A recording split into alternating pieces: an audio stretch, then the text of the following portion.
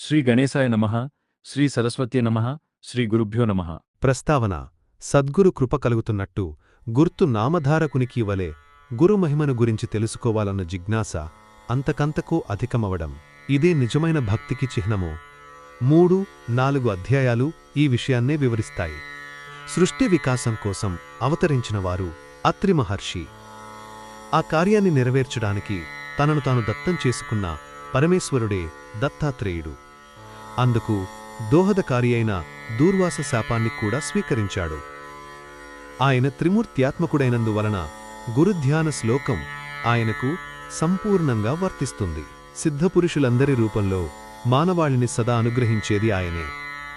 అంటే భగవంతుడే మానవాళికి గురువుగా అవతరించిన దత్తాత్రేయుడు అన్నమాట.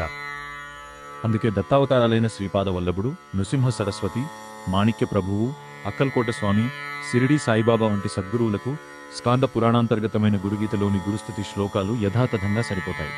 అట్టివారిని ముముక్షులాశ్రయించాలని, తదన్యులను కాదని భగవద్గీతలో శ్రీకృష్ణుడు ఆదేశిస్తారు. ముముక్షువు ఇటువంటి దత్తావతారాల చరిత్రలనుబోధలను శ్రద్ధగా పారాయణ శ్రవణాదులు చేసి శ్రీ దత్తానుగ్రహానికి పాత్రుడవ్వాలి. అప్పుడే తగు రీతిన గురియనుగ్రహం ప్రాప్తిస్తుంది. అందుకే సాయినాథుడు తన భక్తుడైన కుశభావు చేత శ్రీ గురుచరిత్ర 108 సార్లు పారాయణ చేయించారు. ఆ తరువాతనే అతడు పూర్ణ దత్తావతారమైన సాయినాథుని అనుగ్రహానికి పాత్రుడు కాగలిగాడు. కథారంభము నామధారకుడు నమస్కరించి, ఓ సిద్ధముని, మీరు నా సందేహాలన్నీ తొలగించారు. నాకు గురువు యొక్క యథార్థతత్వం తెలిసింది. మీకు జయము. ఇంతకూ మీ నివాసమెక్కడా?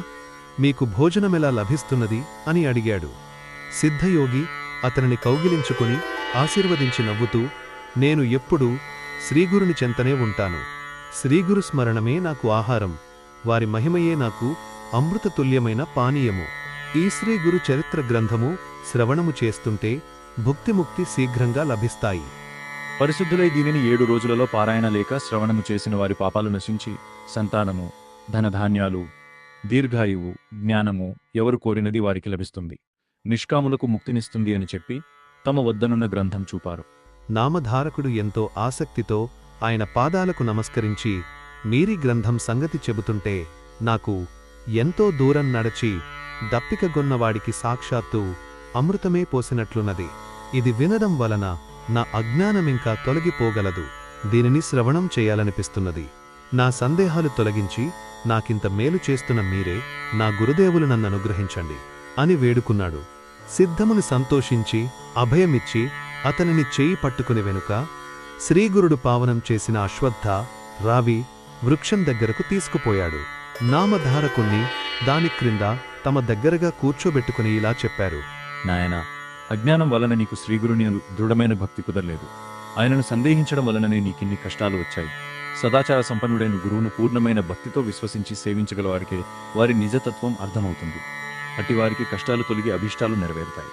నిజానికి సద్గురువు తన పరా భేదం లేకుండా అందరిపైన అపారమైన దయ కురిపిస్తుంటాడు. మీరు ఎత్తైన ప్రాంతంలో నిలువజాలనట్లు దాంభికులకు ఆయన కృప లభించదు. గురువుకు సాటి అనేదేదీ లేదు. కల్పవృక్షము, చింతామణి కోరినవి మాత్రమే ప్రసాదించగలవు గాని గురువు మనం కోరిన దానిని కూడా ప్రసాదిస్తారు. ఆయన స్పర్శదీక్షతోనే మనకు ప్రపంచమంతా బ్రహ్మమయముగా దర్శింపజేస్తారు. ఆయనని శంకించే వారికి ఆయనేమి చేయగలడు?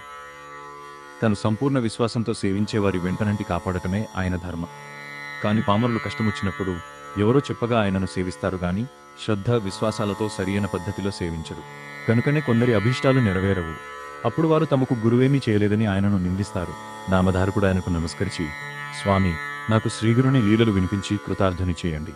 శ్రీగురుడు త్రిమూర్త్యాత్మకమైన భగవంతుడంటిరి గదా, ఆయన మొదట అలా ఎందుకు అవతరించారో సెలవీయండి అని వేడుకున్నాడు. సిద్ధముని సంతోషించి, శ్రీగురుని పట్ల నీకిట్టి శ్రద్ధ కలగడం ఎంతో శుభసూచకం. ఇంతవరకు శ్రీగురుని లీలల గురించి ఇంత ప్రీతితో ఎవరూ అడగనేలేదు. ముముక్షువులకు మాత్రమే ఇట్టి అభిరుచి కలుగుతుంది. నీకు తప్పక పురుషార్థాలు ప్రాప్తిస్తాయి. నీ శ్రద్ధ నాకెంతో ఆనందాన్ని కలిగిస్తున్నది. నీవడిగినది చెబుతాను, శ్రద్ధగా విను. జగత్తుకు మూలకారణమైన భగవంతుడు మొదట అనేకమవ్వాలని సంకల్పించినప్పుడు ఆయన శక్తి త్రిగుణాత్మకంగా మారి బ్రహ్మ, విష్ణు, మహేశ్వరుల రూపం ధరించింది. వాటిలో రజోగుణము ప్రకోపించినప్పుడు సృష్టికర్త అయిన బ్రహ్మరూపంలో ఆ శక్తి సర్వాన్ని సృష్టించింది. సత్వగుణము బలీయమై విష్ణు రూపంలో సర్వాన్ని పాలిస్తుంది. తమోగుణం బలీయమైనప్పుడు అదే మహేశ్వరుడై సర్వాన్ని సంహరిస్తుంది. అంతేగాని నిజానికి ఆ ముగ్గురికీ భేదమే లేదు. పూర్వం సూర్యవంశానికి చెందిన అంబరీషుడనే రాజు నిరంతరము హరిచింతన అతిథి సేవలతో పాటు దృఢమైన నిష్ఠతో ఏకాదశి వ్రతం ఆచరించేవాడు. ఒకరోజు ద్వాదశి తిథి ఒక్క ఘడియ మాత్రమే ఉండనగా దూర్వాస మహర్షి శిష్య ప్రశిష్యులతో కలిసి అతని వద్దకొచ్చారు. అంబరీషుడు ఆయనను పూజించి త్వరగా అనుష్ఠానం పూర్తి చేసుకుని భోజనానికి రమ్మని ప్రార్థించాడు. అప్పుడు ఆ మహర్షి స్నానానికి నదికి వెళ్లి పారణ సమయం మీరిపోతున్నా గాని రాకుండా ఆలస్యం చేయసాగారు. తిదిమించిపోతే అంబరీషునికి వ్రతభంగమవుతుంది. అలా అని అతడు భోజనం చేస్తే అతిథిని అలక్ష్యం చేసినట్లవుతుంది. అందుకని అతడు ఆ రెండింటినీ పరిరక్షించుకోదలిచి కొద్ది తీర్థం మాత్రం త్రాగాడు. ఇంతలో దూర్వాసుడొచ్చి కోపించి, రాజా, నీవు నారాయణులలో జన్మింతువుగాక అని శపించాడు. అంబరీషుడు భయపడి శ్రీహరిని శరణు పొందాడు. అప్పుడాయన సాక్షాత్కరించి దూర్వాసునితో, మహర్షి, నా భక్తుడు నీ శాపాన్ని భరించలేడు. అతనిని రక్షించడం నా ధర్మం. అయినా మహర్షులైన మీ శాపం వ్యర్థం కాకూడదు కనుక ఆ శాపాన్ని నాకు వర్తింపజేయన్నారు. అలాగైనా శ్రీహరి తిరిగి అవతరిస్తూ లోకోపకారం చేయగలడని తలచి సంతోషించి దూర్వాసుడు, విశ్వాత్మ, మీ గురించి తపస్సు చేస్తున్న యోగులకు ప్రత్యక్ష దర్శనమివ్వడానికి, జంతుయోనులలో జన్మించిన పాపులను ధరించడానికి మీరు భూలోకంలో ఎప్పుడూ అవతరిస్తూ ఉండండి అన్నారు. అందువల్లనే విష్ణువు మత్స్యాది అవతారాలెత్తాడు. కానీ వాటిలో కొన్ని గుప్తంగా ఉండి ఉత్తమ తపస్సులకు మాత్రమే తెలుసుకుని సాధ్యమవుతాయి.